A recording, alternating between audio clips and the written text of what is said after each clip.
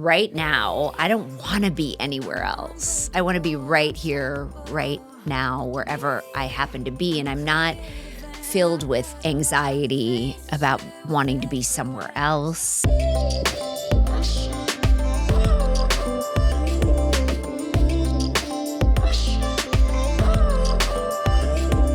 Welcome to recoverHER, the podcast where your healing journey begins. I'm Heather Novak, and I'm here with my co-host, Dr. Tracey Oppenheim, a compassionate psychiatrist. Today, we embark on a path of recovery and self-discovery. We are dedicated to inspiring each and every one of you to overcome your struggles and live your best, most fulfilling life. Your recovery starts now, and we're here with you every step of the way.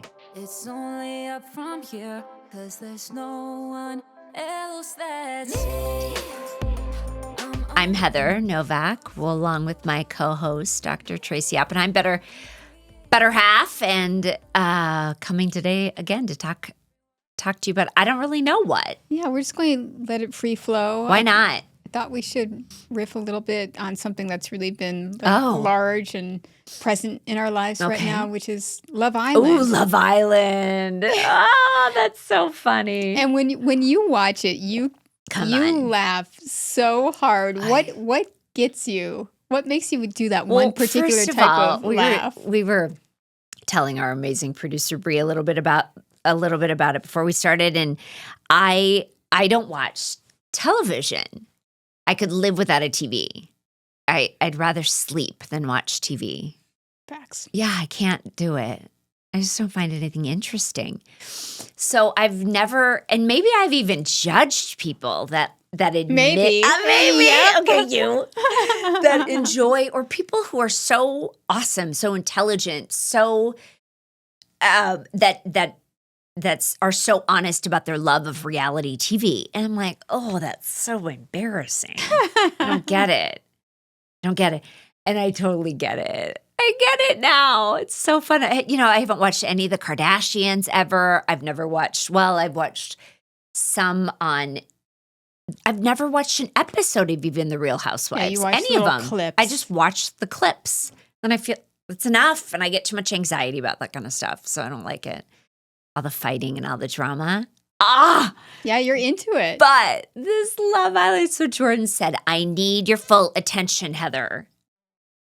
And I'm like, no, you're not going to draw me in. And I can get so drawn into the most ridiculous shows if someone's watching, right? And then I am making dinner or doing something at my jaw I'll just, lose my mind watching. I get dazed and then I'm sucked in, but it's not very often. So I was working in the background while you and Jordan were watching Love Island a couple nights ago. And I was sending off all of these real estate emails, and I'm looking and I'm watching and I'm kind of listening, and I couldn't really hear it because I'm really far away. And I was you got roped reeled in. And then, I hook, line and sinker. And then ended up, kind of creeping in and sitting on the sofa, and Jordan laughed and she said, there you are. Yeah, and I love it. Obviously it's fun and mindless, and I like just hanging out. Mindless. It's the best. I love I get it. hanging out with everyone watching it. But there is something fascinating about you get to really see the group dynamics, Right, which you unfold. have to love as a psychiatrist, right? Absolutely. The people that are getting marginalized and how it's important to stay a meaningful member of the group. Yeah. Otherwise, you're So at you risk hadn't seen it for- either. No. And we first jumped episode. in well into this season. Yeah. I think Monday is when we started watching. But the other thing that's so sometimes painful to watch is you could see the attachment issues and the attachment styles that people have. yeah. All of that stuff just getting lit up. Right. So you're saying I laughed a lot during the episodes that we were watching. Oh no, I was full on squealing and then hating and judging and Yeah. cheering certain people on or calling it out, acting it out. I mean, I had so much fun with it for sure. So I'm grateful for Jordan for introducing us to that ridiculousness. Yes. Who's your favorite character? I think you like the little guy. Oh, I love Ace. Oh, Ace. Yeah. He's my guy. Why? Yeah, I think that he is a really good communicator. I think he's very honest, and um, I always root for. I'm always going to root for love, and yeah. So I just dig him. Yeah. I find him very authentic, and It's cute. he didn't tolerate getting gaslit the Yeah. other Oh, night yeah. too. By, We're like, what's you her tell name? her. Cassie? No. I don't know. I You don't tell know her, either name. Ace. Yeah. She was not owning her side of the street. That's right. Uh-uh. Yeah. And then there is a little bit of fear when I watch it, in terms of like, wow, is this all the stuff Jordan has to navigate in real life? Ew. Oh. And we were teasing, saying, you should go on the show. Oh, yeah. It'd be amazing. Could you imagine? This is the cross section of our country. This is Her America. and Sam. Love Island, USA. For sure. This is, yeah, a lot of them are from Arizona too, aren't they? We were looking it all up. I don't know. It's fabulous. If you haven't seen it, you should. Get in on You it. really should. So something came to mind to chat about today. I was listening to this podcast by Rabbi David Ingber, and it's called Detours and Destinations. And I didn't know what the podcast was about. I just know of his work, so that's why I started listening. Mhm. But it's really cool, like how he lays it out, where kind of thinking about what are detours, things that we think of as detours in our lives, and that ultimately become destinations, or things that we think are destinations that are in fact just detours. And so I was wondering, like, from your perspective, are there, how do you play with that in your life? Like when you think on your life so far, are there places that you've visited that have become destinations, or detours that have ultimately led you to destinations where you want to be? Well, I don't think of it in terms of places at all when you ask that question, and it's a good one to kind of think about. It reminded me a little bit about what Desiree was saying this morning in my 8:15 flow class that I love to attend, and she's such a wise teacher, and was talking about the getting up and leaving early, and when she first started yoga practice in her teens. So both her and I have probably had the same length of time, not the same journey by any means, but maybe practicing for 25, 30 years. And that shavasana, the laying in corpse pose, is really somewhat, if you're looking around the room, which you shouldn't be doing, but as an instructor, you're the hardest, most challenging pose and posture in the asana practice of yoga, because you're required to do nothing at all and to simply lay there with your eyes closed and to be as still as possible. So for me, the detours versus the destinations, when you said that, reminds me about the coming back to myself. So right now, I don't want to be anywhere else. I want to be right here, right now, wherever I happen to be. And I'm not filled with anxiety about wanting to be somewhere else. And those moments of settling are rare, right? They're not, for me, they don't come naturally, of just being able to lay still. And of course, I love that. I love shavasana.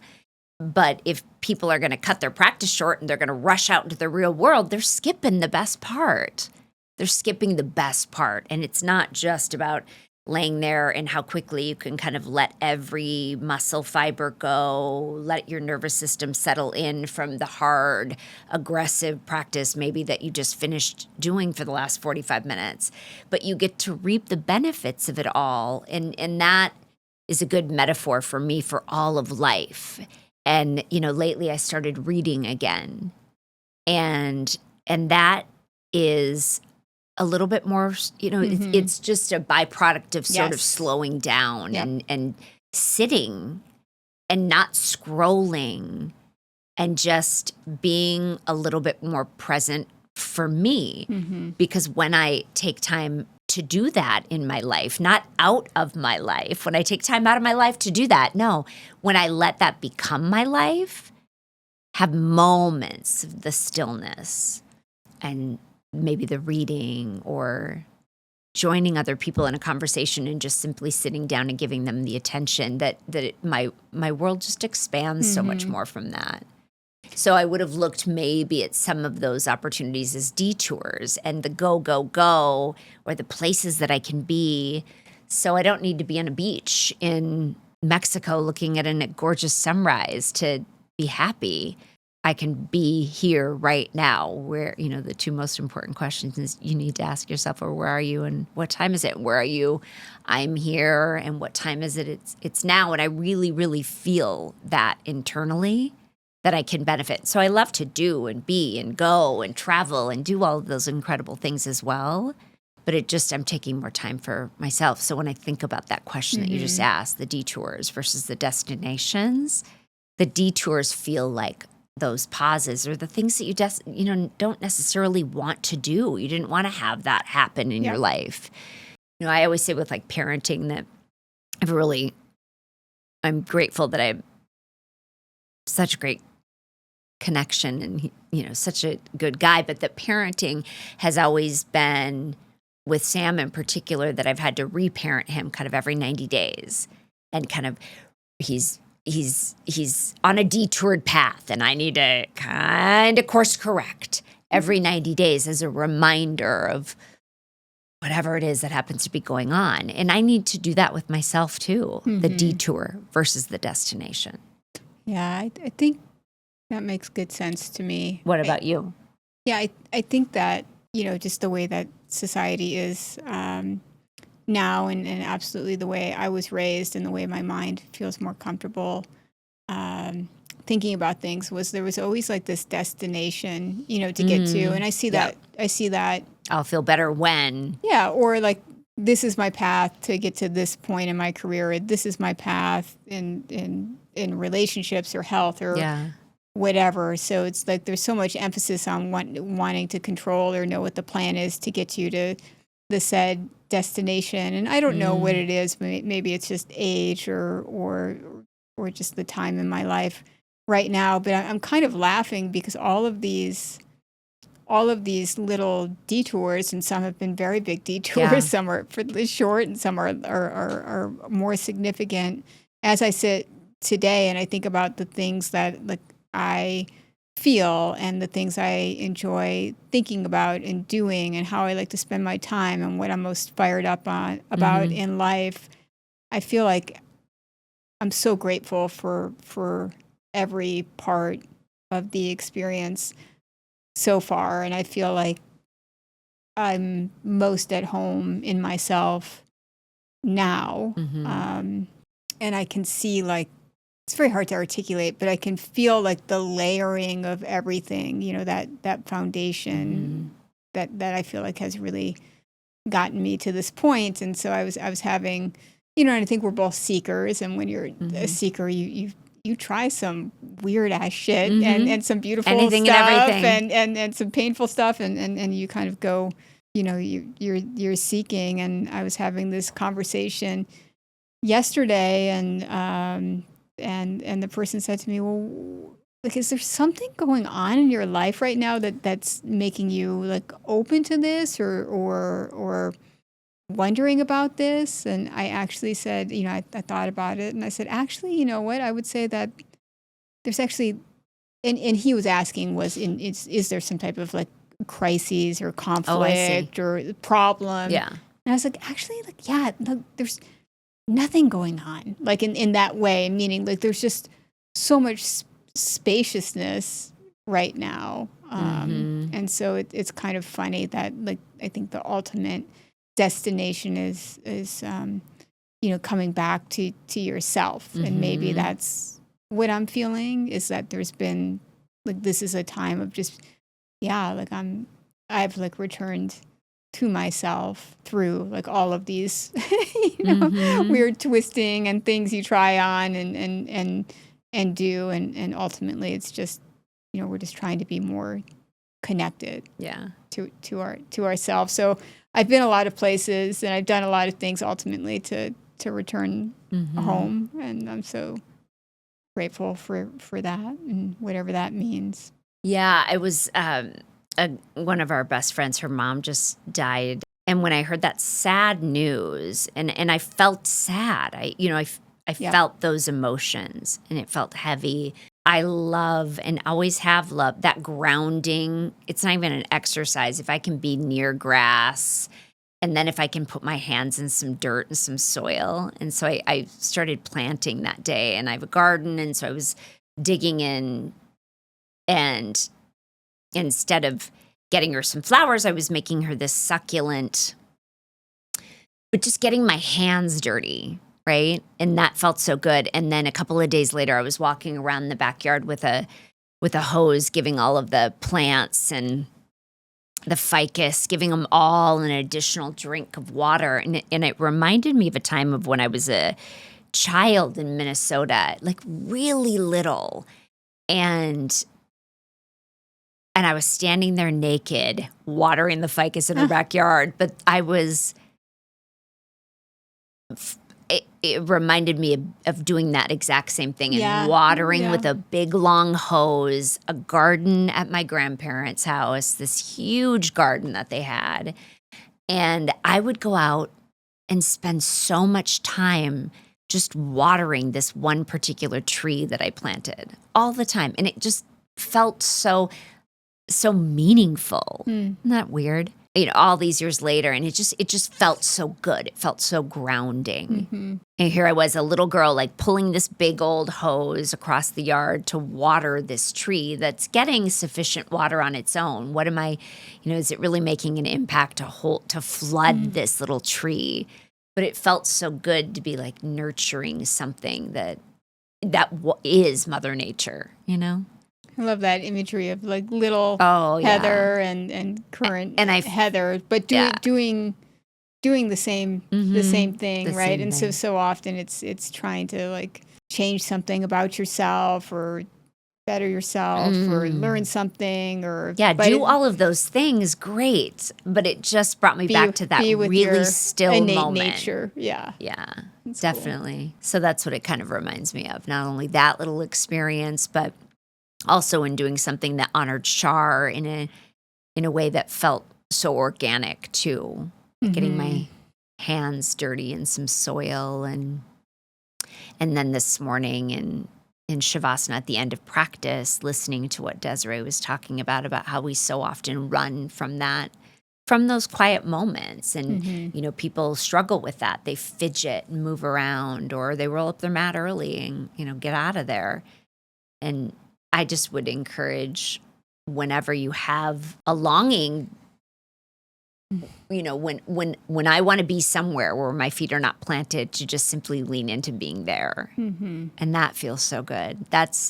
And there are already, of course you can look in hindsight. There's detours in your life constantly of things that happen that were unplanned, right? Yeah. And it also reminds me of coincidences. So maybe it was a couple of weeks ago, I was like, I'm just going to try to pay more attention to, things that are absent or things that are present or that, whatever is showing up. And really out of pocket for me because it's not in my wheelhouse. But I kept, over the course of a couple of days, I kept hearing songs that had the word hallelujah in it or people, in line, someone would say hallelujah. And I was like, I was like, this is interesting. I noticed it. And then we were hopping on an airplane to go watch Sam jump in the U-20s. And in the airport, like I heard song and also some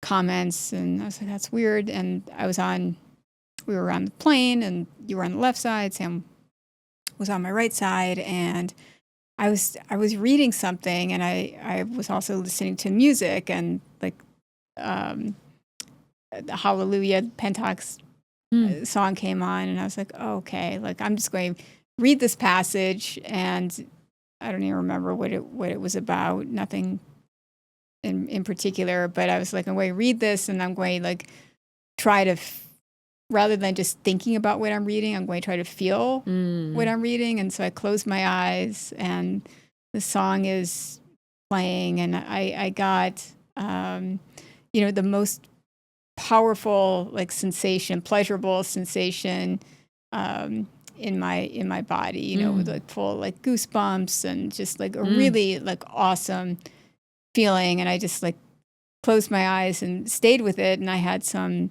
spontaneous tears. Like I wasn't feeling sad. I wasn't having any type of particular thought, but just, and it lasted probably all of 30 seconds or so. And I don't know. I think just kind of being in that moment allowed me to connect to something more. And then of course I spent like the next like 5 days trying to get back there, and I never got back there. But the irony also was for me was I've only had one panic attack in my life, and that was on an airplane about whenever that was, 13 years ago. And I thought to myself, in terms of detours and destinations, I was like, this is so wild, like that I'm having like the most pleasurable experience on a fucking airplane right now versus like this was a place that I experienced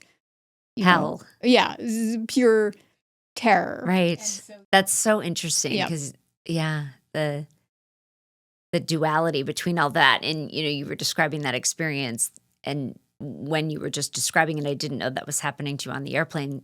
This connection that you were having to not only yourself, but I think to like this source, right? To capital S, and to the light and a higher power, and and then we work so hard, like you just said, to try to get that back. But you do get those moments only, in my never to be so humble experience, when you can simply just be a little quieter with yourself. Yeah, I think when you talked about Shavasana, I think that's what brought that experience to mind, because it was just in the being. Yeah, it's good. It's really good. I've been, I'm a person that has to learn how to feel my feelings, right? So I'm not a pro at it by any means, but that's what a lot of my friends and I talk about, is just sort of leaning into the good, the bad, and the indifferent, all of the different sensations that come your way, and just to know that you can walk through it. You're not going to die through those harder, tougher feelings and emotions, like to feel the full range of human emotion that I think God intends us to feel. But who wants to do that? That's a lot of work. And we, as a society, as a people today, we do so many things to get so far away from ourselves. So those detours can take hold of our lives and completely change our trajectory, our direction, instead of just looking at it as a reparenting ourselves opportunity every 90 days. Those little, whether they're big or small, detours, right, of life. And I'm grateful for my Love Island detour.